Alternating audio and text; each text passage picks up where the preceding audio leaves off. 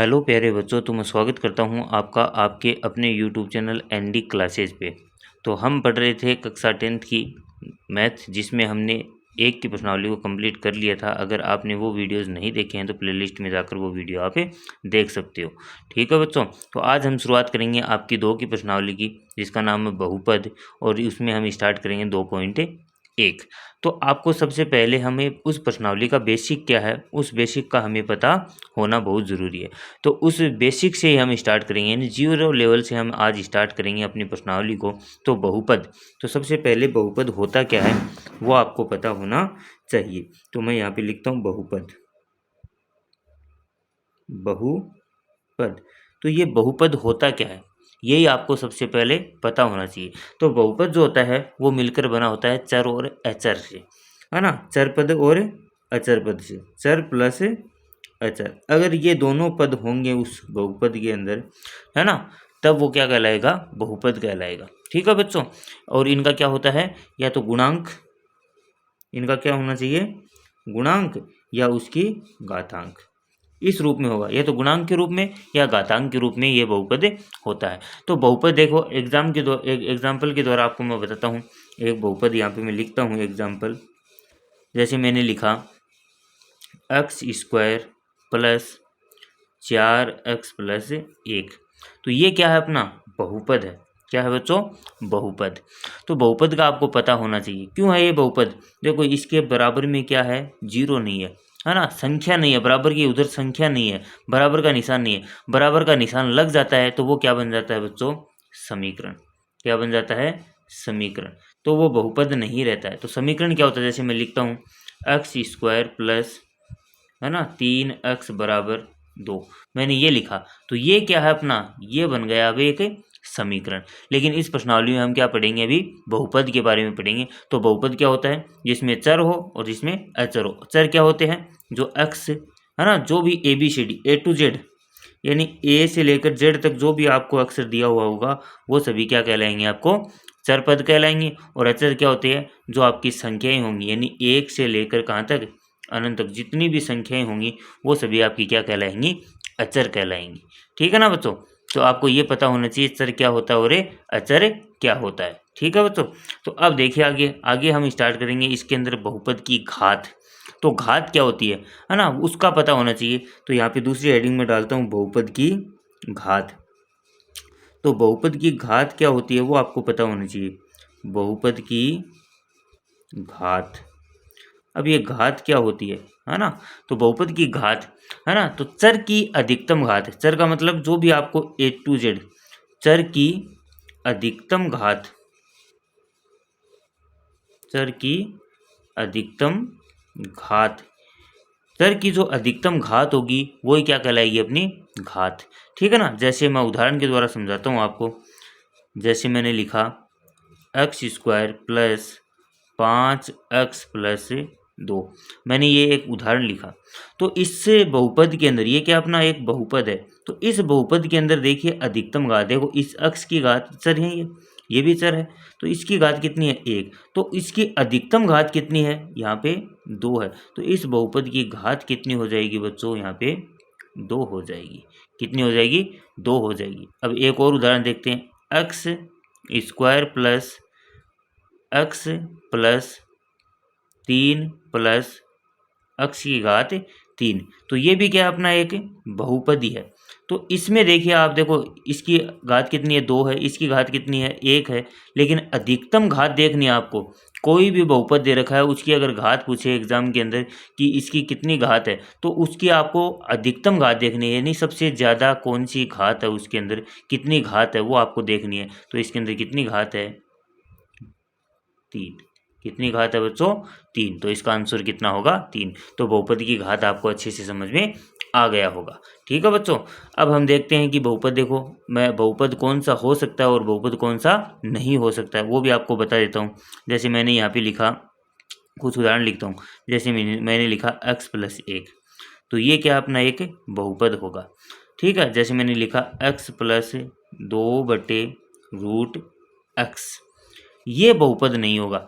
क्यों नहीं होगा, आपको बताता हूँ। देखो ये बहुपद अपना नहीं होगा। क्यों नहीं होगा, क्योंकि अपने पास क्या होनी चाहिए, जो चर पद है उसकी पूरी पूरी घात होनी चाहिए, यानी आपकी क्या होनी चाहिए, प्राकृत संख्या होनी चाहिए।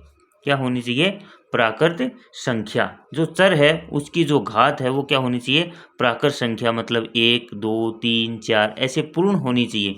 तो इसके अंदर देखो यहाँ पे क्या है, अंडर रूट लग गया है इसके अंदर, तो ये पूर्ण घात में नहीं है, ये क्या हो गया, 1/2 घात हो गई, है ना। क्योंकि अंडर रूट को जब खोल देंगे तो ये क्या हो जाएगा, 1/2 घात कहलाती है, लेकिन ये क्या है, आधी घात हो गई हमारे पास, तो ये पूर्ण घात नहीं है, तो इसलिए ये क्या है, बहुपद नहीं हो सकता। ठीक है बच्चों।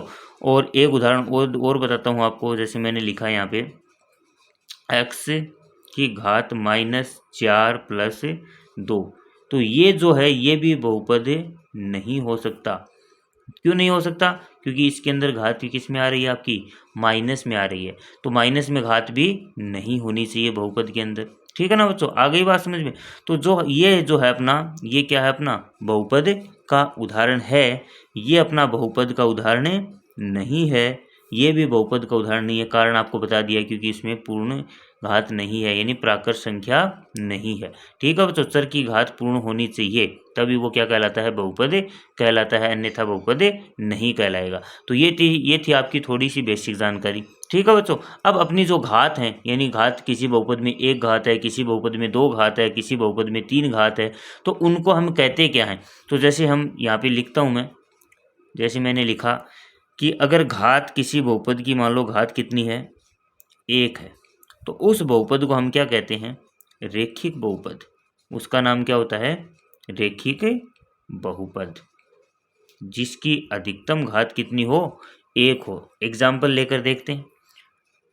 एग्जाम्पल, जैसे मैंने लिखा x + 3, है ना, जैसे मैंने लिखा 4 - 3y, तो इनकी देखो अधिकतम घात कितनी आ रही है यहाँ पे, इसकी घात कितनी है, 1 है, इसकी भी घात कितनी है, 1 है। तो चर पद की घात कितनी होनी चाहिए, 1 हो, उसको हम क्या कहते हैं, रेखिक बहुपद कहते हैं। तो आप ध्यान में रखना, जिसकी घात क्या हो, 1 हो, वो क्या कहलाता है, अपना रेखिक बहुपद कहलाता है। ठीक है, अब आता है दूसरा, कि जिसकी घात अगर 2 हो, क्या हो बच्चों, 2 हो, वो अपना क्या कहलाता है, द्विघात बहुपद। क्या कहलाएगा, द्विघात बहुपद। जिसकी घात 2 हो वो क्या कहलाता है, अपना द्विघात बहुपद। द्विघात बहुपद। तो यहाँ पे देखिए द्विघात बहुपद के उदाहरण दे देते हैं, उससे आपको समझ में आ जाएगा। एग्जाम्पल देखिए, जैसे मैंने लिखा x² + 5x + 6, तो ये जो मैंने उदाहरण लिखा है, इसमें अधिकतम घात देखनी है आपको, तो अधिकतम घात कितनी है, इसकी 2 है, तो ये किसका उदाहरण है, द्विघात बहुपद का। तो जिसकी घात 1 होती है उसको क्या कहते हैं, रेखिक बहुपद कहते हैं। जिसकी घात 2 होती है अधिकतम घात, वो क्या कहलाता है, द्विघात बहुपद। तो अगला कौन सा आएगा, जिसकी घात कितनी हो, 3 हो, अधिकतम घात कितनी हो, वो क्या कहलाएगा, त्रिघात बहुपद। क्या कहलाएगा बच्चों, त्रिघात बहुपद। तो ये थोड़ी सी आपको बेसिक जानकारी है, वो आपको पता होनी चाहिए। इसका भी उदाहरण लेकर देखते हैं, हम एक एग्जांपल लेते हैं। जैसे मैंने लिखा 3x की घात 3 + 2x की घात 2 + x + 2। तो इसमें आपको पूरे जो बहुपद दे रखा है, ये समीकरण नहीं है, ये अपना बहुपद है। समीकरण में क्या होता है, बराबर का निशान होता है। ठीक है ना बच्चों, तो ये बात आप ध्यान में रखना। तो आगे इतनी बात समझ में। तो देखिए अब आगे, है ना, एक बार दोबारा बता देता हूँ। जिसकी घात 1 हो वो रेखिक बहुपद, जिसकी घात 2 हो द्विघात बहुपद, और जिसकी घात कितनी हो, अधिकतम त्रिघात बहुपद। जिसकी घात 3 वो त्रिघात बहुपद। ठीक है बच्चों, यहाँ पे आपको चर की अधिकतम घात की अगर मैं बात करूँ, तो चर की अधिकतम घात जो होती है वही क्या कहलाती है, उसकी घात कहलाएगी। ठीक है, और अपना बहुपद आपको बता दिया है। बहुपद क्या होता है, चर और अचर का दोनों का मिलाप होता है, तो ये आपको पता होना चाहिए। अब देखिए आगे आगे चलते हैं। तो यहाँ पे देखो मैं कुछ एग्जाम्पल लिखता हूँ, उनमें आप देखना कि कौन सा बहुपद द्विघात है, कौन सा त्रिघात है, कौन सा रेखिक है। तो देखते हैं हम। जैसे मैंने उदाहरण लिखा 4 + 7y।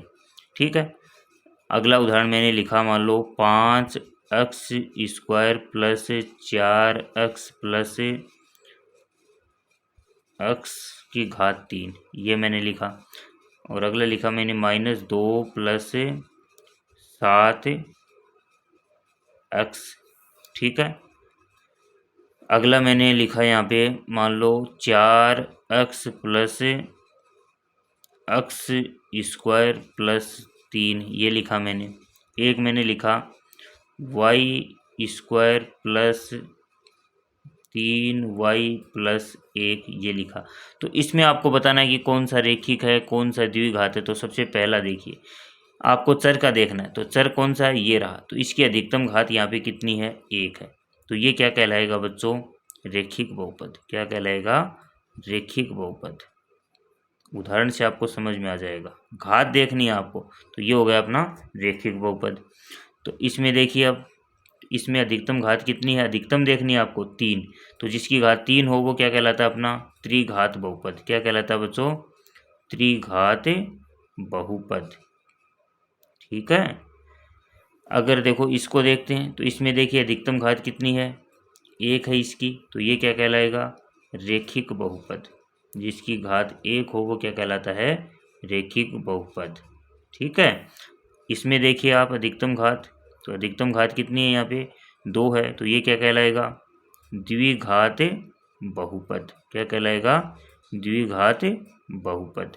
इसके अंदर देखिए अधिकतम घात, तो इसमें भी कितनी है, 2 है। तो ये भी क्या कहलाएगा, अपना द्विघात बहुपद। समझ में आ गई आपको, अब तो अच्छे से समझ में आ गया उदाहरण के द्वारा कि त्रिघात, रेखिक और द्विघात बहुपद क्या होते हैं। तो इस प्रकार आपको ये करने हैं। अब चलते हैं अपने प्रश्नावली के ऊपर। क्या है प्रश्नावली के अंदर, उसका बेसिक थोड़ा सा आप देखिए। ये भी रिलेटेड है, लेकिन ये क्या आएगा, काम में आएगा आपको आगे। लेकिन अपनी प्रश्नावली से रिलेटेड क्या है वो हम देखते हैं। तो सबसे पहले आपको ये बताना है शून्यांक क्या होता है। क्या पता होना चाहिए कि शून्यांक क्या होता है। सबसे पहले आपको पता होना चाहिए कि शून्यांक, जैसे मैंने लिखा शून्यांक, तो ये शून्यांक होता क्या है ये आपको पता होना चाहिए। जैसे मैंने यहाँ पे लिखा कि पी एक्स बराबर है ना x प्लस 3, मैंने ये लिखा। तो यहाँ पे आपको x की जगह ना ऐसी संख्या लेनी है, इस x की जगह कि इसका मान क्या हो जाए, अपने पास 0 हो जाए, यानी शून्य हो जाए। क्या हो जाए बच्चों, शून्य हो जाए। वो क्या कहलाएगा, अपना शून्यांक कहलाएगा। क्या कहलाएगा, शून्यांक, है ना। तो देखिए यहाँ पे इसका मान हम क्या लें यहाँ पे कि ये क्या हो जाए, 0 हो जाए।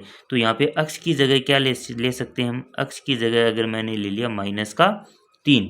आपको सोचने वाली बात है ये, अगर आप सोचोगे तो अपने आप दिमाग में आ जाएगा, क्योंकि 3 प्लस का है तो माइनस का अगर लेंगे तो -3 और +3 अगर घटाएंगे तो क्या आएगा, 0। तो इसको करके देखते हैं। पी x की जगह कितना लिया, -3 बराबर x की जगह कितना, -3 + 3। तो 3 में से 3 को घटाएंगे तो कितना आया अपने पास, 0। कितना आया, 0। तो ये जो हमने मान रखा है ये क्या कहलाएगा, इसका शून्यांक कहलाएगा। तो इसका शून्यांक कितना है, शून्यांक कितना है, -3। तो ये हो गया अपना शून्यांक। तो अब एक बात आपको इम्पोर्टेंट ये बात यहाँ पे बताता हूँ, तो वो याद रखना आप। वो इम्पोर्टेंट बात ये है कि जितनी घात, बहुपद की जितनी घात होंगी, बहुपद की जितनी घात उतने ही क्या होंगे, उसके शून्यांक होंगे।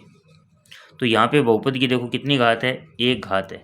ठीक है ना। तो अधिकतम घात 1 है तो इसका शून्यांक भी कितना होगा, 1 ही होगा। अगर 2 होती तो शून्यांक भी कितने, 2 निकालने हैं, है ना। 3 होती तो शून्यांक भी कितने, 3। तो आप याद रखना कि बहुपद की जितनी घात होगी उतने क्या होंगे, उसके शून्यांक होंगे। ये बात बच्चों आप याद रखना, ठीक है ना।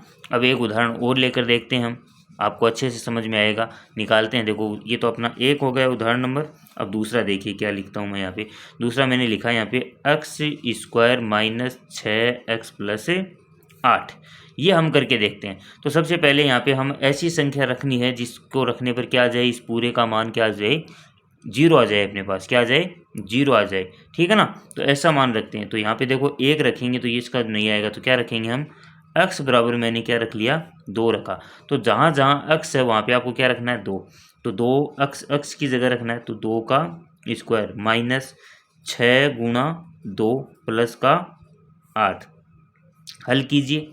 2 की घात कितनी होती है, 4, -6 को 2 से गुणा करेंगे कितना आया, 12, +8। अब देखो ये भी प्लस की संख्या और ये भी प्लस की संख्या, तो प्लस का कितना हो गया, 12 और माइनस का कितना है 12, तो इसका आंसर कितना आया 0। तो इसका एक शून्यांक हमारे पास कितना आ गया 2 आ गया। अपने को कितने निकालने, क्योंकि इसकी घात कितनी है 2, तो मतलब इसके शून्यांक भी कितने होंगे 2। तो अगला हम क्या रख लेते हैं, अक्स का मान ले लेते हैं हम 4। क्या लेंगे बच्चों 4 ले लिया हमने। तो यहाँ पे 4 रख के देखते हैं, अक्स की जगह कितना रखना है 4। तो देखिए 4 का स्क्वायर माइनस 6 गुणा अक्स की जगह क्या लेना है 4 प्लस 8। अब देखिए 4 का स्क्वायर 16 माइनस 6 चौक 24 प्लस 8। देखो ये भी प्लस की संख्या और ये भी प्लस की संख्या, दोनों को जोड़ेंगे तो कितने हो गए ये 24, और माइनस के भी कितने हैं 24। 24 में से 24 घटाएंगे तो कितना आया 0। तो अपने पास 0 आ गया और यहाँ पे भी क्या है 0। तो इसका दूसरा शून्यांक क्या होगा आपका x बराबर 4 होगा। आपको अच्छे से समझ में आया होगा बच्चों। अगर वीडियो आपको अच्छा लग रहा है और अच्छे से समझ में आ रहा है तो वीडियो को लाइक ज़रूर कर दीजिएगा और चैनल को सब्सक्राइब ज़रूर कीजिएगा बच्चों, क्योंकि आने वाले आपको पूरे वीडियो आपको प्राप्त हो जाएँ, ठीक है। और बेल आइकन ज़रूर दबा देना। अब देखिए अपना अगला स्टेप क्या है। तो अगला जो आता है वो आता है आपकी ज्यामिति। क्या आती है ज्यामिति। तो ज्यामिति क्या होती है ये आपको पता होना चाहिए। अब ज्यामिति है ना, क्या है ज्यामिति। तो ये ज्यामिति होती क्या है ये आपको पता होना चाहिए। जैसे मैं यहाँ पे लिखता हूँ, मान लो देखो जैसे हम ग्राफ बोलते हैं, ज्यामिति ग्राफ है। तो जैसे ग्राफ में एक छोटा सा आपको बना कर बताता हूँ। जैसे मैंने ये लाइन खींची और ये इधर से एक लाइन खींच दी, ठीक है। तो ये क्या है अपना, ये होता है एक्स डैश, जहाँ पे हम माइनस का मान लेते हैं। ये होता है अपना एक्स, ठीक है। ये होता है वाई डैश, ठीक है। और ये होता है अपना वाई एक्स, ठीक है ना। ये अपनी वाई एक्स और ये एक्स, और यहाँ पे क्या होता है मूल बिंदु, ठीक है। अब यहाँ पे एक मैंने लिखा, मान लो y बराबर मैंने लिख दिया यहाँ पे पी एक्स, ठीक है, पी एक्स। तो यहाँ पे ये क्या है अपना, ये अपना चर और ये क्या है अपना बहुपद। तो ये बोल रहा है कि y के लिए पी एक्स का मान है ना। तो यहाँ पे आपको क्या बतानी है, शून्यांकों की संख्या बतानी है। क्या बतानी है बच्चों, शून्यांकों की संख्या। अब वो संख्या आपको वाई एक्स पे बतानी है या एक्स एक्स पे बतानी है, वो आपको कहाँ से पता चलेगा। P के साथ में कौन दे रखा है यहाँ पे एक्स। तो मतलब मैंने यहाँ पे एक लाइन खींच दी ऐसे, है ना। ये लाइन किसको, एक्स वाली रेखा को कितनी बार काट रही है ना। ये जो लाइन है ये एक्स वाली रेखा को कितनी बार काट रही है, उतने ही क्या होंगे उसके शून्यांक होंगे। तो यहाँ पे देखिए ये एक्स वाली लाइन, क्योंकि यहाँ पे एक्स दे रखा, अगर यहाँ पे वाई होता और यहाँ पे एक्स होता तो वाई वाले को कितनी बार काट रही है वो देखना आपको। तो यहाँ पे कितना, किसको देख रहा है एक्स को, तो एक्स को कितनी बार काट रही है, तो एक्स को कितनी बार काट रही है एक बार। तो इसके शून्यांक भी कितना होगा 1 होगा, ठीक है ना। अब आगे कारण लिखो, तो क्योंकि क्या लिखोगे, क्योंकि ग्राफ, ये ग्राफ है, क्योंकि ग्राफ एक्स पर एक बार प्रतिच्छेद करता है, ये अपना कारण हो गया। क्योंकि एक्स को देखो, एक्स वाली रेखा ये अपनी, तो इसको कितनी बार काट रहा है, सिर्फ एक बार यहाँ पे काट रहा है। वाई वाले को नहीं पूछा है, ठीक है ना। आपको ये देखना है कि पी के साथ में यहाँ पे क्या, किसके लिए पूछ रखा है ना। तो एक्स, तो एक्स के लिए पूछ रखा कि एक्स को कितनी बार, तो शून्यांकों की संख्या कितनी है यहाँ पे 1 है। जितनी बार जो लाइन दे रखी है वो काटेगी उतना ही क्या होती है उसके अंदर शून्यांक होंगे बच्चों। तो ये याद रखना आप, क्योंकि आपकी 2 की प्रश्नावली इसी के आधार पर है, तो ये आपको पता होना चाहिए। तो ये था आपका बेसिक। अगर अच्छे से समझ में आया है तो हम चलते हैं प्रश्नावली में। तो प्रश्नावली देखो अपनी करते हैं अभी। तो देखिए पहला सवाल, किसी बहुपद की पी एक्स के लिए, किसके लिए पूछ रखी है, पी एक्स के लिए y, यानी ये बहुपद है, y बराबर पी एक्स। तो यहाँ पे आपको किसको, कि पी एक्स यानी एक्स एक्स को जो रेखा है वो कितनी बार काट रही है ना, वो देखनी है आपको।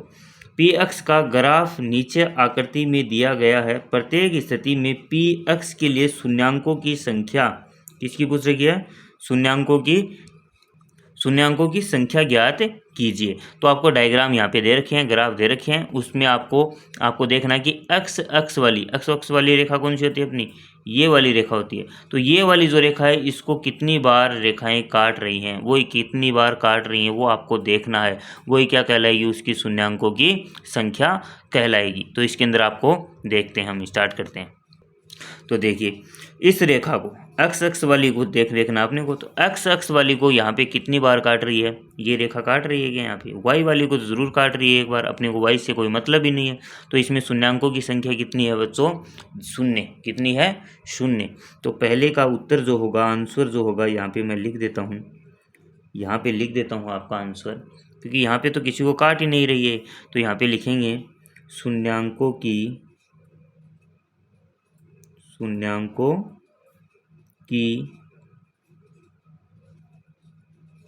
संख्या कितनी होगी, शून्य है। अब कारण बता दीजिए, क्यों है शून्य, क्योंकि ग्राफ एक्स अक्ष पर एक भी बार प्रतिच्छेद नहीं करता। तो ये क्या हो गया, अपना कारण हो गया। क्योंकि शून्यांकों की संख्या 0 क्यों है, यहाँ पे शून्य क्यों है, क्योंकि इस रेखा को, क्योंकि सवाल के अंदर क्या पूछ रखा है अपने को, पी एक्स पूछ रखा है। तो एक्स वाली रेखा को देखना, एक्स एक्स को कितनी बार काट रहा है, तो एक्स एक्स वाली को तो ये काट ही नहीं रही है रेखा कहीं पे भी। तो इसमें शून्यांकों की संख्या कितनी हो गई अपने पास, शून्य हो गई, क्योंकि ग्राफ एक्स एक्स पर, यानी ग्राफ जो है एक्स एक्स वाली रेखा को प्रतिच्छेद ही नहीं कर रहा, मतलब एक भी बार नहीं काट रहा है यहाँ पे। तो ये था आपका पहला सवाल। ठीक है, चलते हैं हम दूसरे सवाल पे। तो देखिए दूसरा सवाल, तो दूसरे सवाल में वही आपको करना, आंसर क्या लिखेंगे, देखो इसके अंदर आंसर क्या होगा अपना, आंसर होगा अपना कि इस अक्ष वाली को देखो, ये जो रेखा है यहाँ से स्टार्ट हुई मान लो, तो वाई वाले को नहीं देखना अपने को अक्ष वाले पे देखना है। तो अक्ष वाले को देखो यहाँ पे कितनी बार काट रही है, सिर्फ एक बार यहाँ पे प्रतिच्छेद कर रही है। तो इसके शून्यांक भी कितने होंगे, एक होंगे। कितना होगा, एक। तो यहाँ पे लिखेंगे शून्यांकों की संख्या, तो शून्यांकों की संख्या कितनी होगी बच्चों, एक है ना। क्योंकि कारण क्या लिखेंगे, क्योंकि ग्राफ एक्स अक्ष पर एक बार प्रतिच्छेद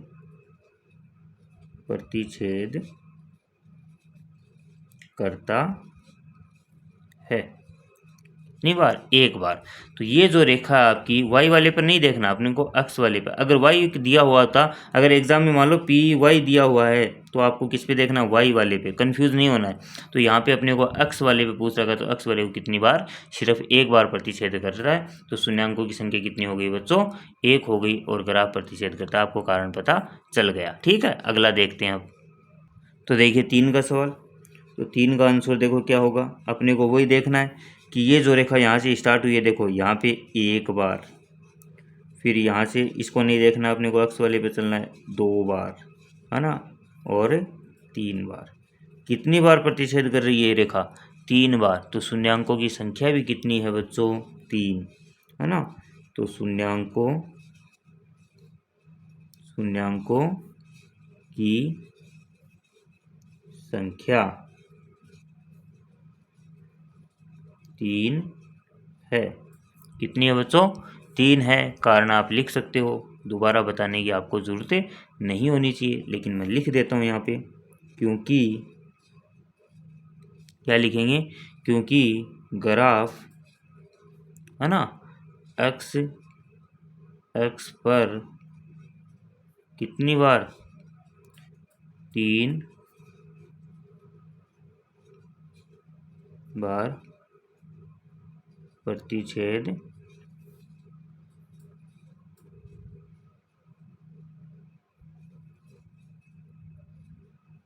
करता है।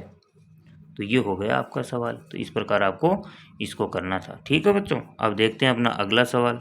तो देखिए 4 का सवाल, 4 के सवाल में वही है। तो देखिए यहाँ से स्टार्ट हुई तो एक बार और ये 2 बार, तो अक्ष पे कितनी बार? 2 बार प्रतिच्छेद करती है, तो मतलब इसके शून्यांक भी कितने होंगे बच्चों?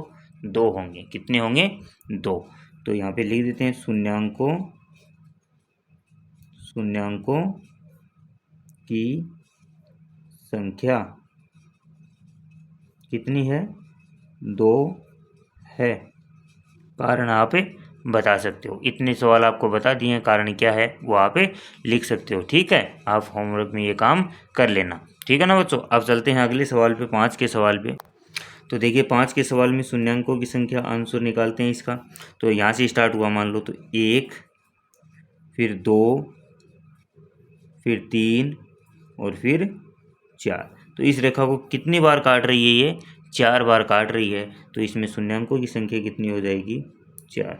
तो यहाँ पे लिख देते हैं शून्यांकों की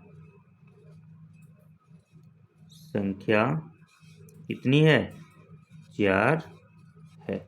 कितनी है बच्चों? 4 है। आगे लिख देना, क्योंकि है ना, ग्राफ अक्ष पर कितनी बार? 4 बार प्रतिच्छेद करता है। ठीक है ना बच्चों। तो ये बात है आपको लिखनी है, एग्जाम में ज़रूर लिख कर आनी है अगर पूछे तो परीक्षा के अंदर। ठीक है ना बच्चों। तो होमवर्क में आप पूरा काम कर लेना। आगे देखिए ये सवाल अगला। तो अगले में देखो यहाँ से स्टार्ट हुई तो ये 1, ये देखो यहाँ से वापस आ रही है तो ये भी यहाँ पे प्रतिच्छेद कर रही है, यहाँ पे इसको काट रही है। 2 और 3, ये भी इसको काट रही है। तो कितनी बार प्रतिच्छेद कर रही है? यहाँ पे 3 बार। तो इसमें शून्यांकों की संख्या कितनी हो जाएगी? 3। तो शून्यांकों की संख्या कितनी है बच्चों? 3 है। तो आपको अच्छे से समझ में आए होंगे ये सवाल कि कैसे आपको शून्यांकों की संख्या आपको ज्यामिति के द्वारा निकाली, यानी ग्राफ के अंदर कैसे निकालते हैं हम शून्यांकों की संख्या। तो ये थी आपकी 2.1 की प्रश्नावली, और इस प्रश्नावली को आपको पूरा देखना है। ठीक है बच्चों। तो इस प्रकार आपकी 2.1 प्रश्नावली कंप्लीट होती है। Thank you.